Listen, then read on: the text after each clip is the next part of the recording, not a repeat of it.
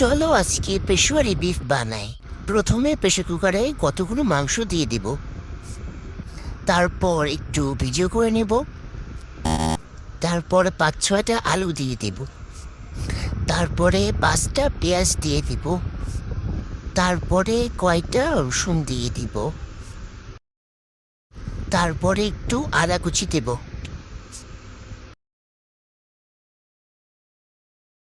তেজপাতা সাথে কতগুলো কাঁচামরিচ আর গোলমরিচ দেব, সাথে গরম মশলা গুঁড়া, পরিমাণ মতো লবণ দিয়ে দিব, তারপরে ঘি দিব। দেখো টক দইয়ের কি অবস্থা, পানি হয়ে গেছে। ডিপ ফ্রিজে রাখছিলাম এই জন্য। তাও দিয়ে দিব, একটু জিরার গুঁড়া দিব, এরপর রান্না বসিয়ে দেব, সাথে গরম পানি দেব।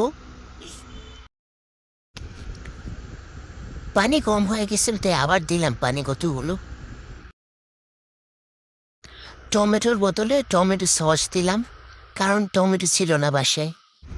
বলক চলে এসছে, এখন ঢাকনা দিয়ে আটকে পুরো ১ ঘন্টা লাগলো রান্না করতে। আমি অত ভালো রান্না করতে পারি না, তাও ট্রাই করলাম। এখন বেরিয়ে নেব। দেখতে কতটা ইয়াম্মি লাগতেছে, আর কোসটা অনেক সফট হয়েছিল।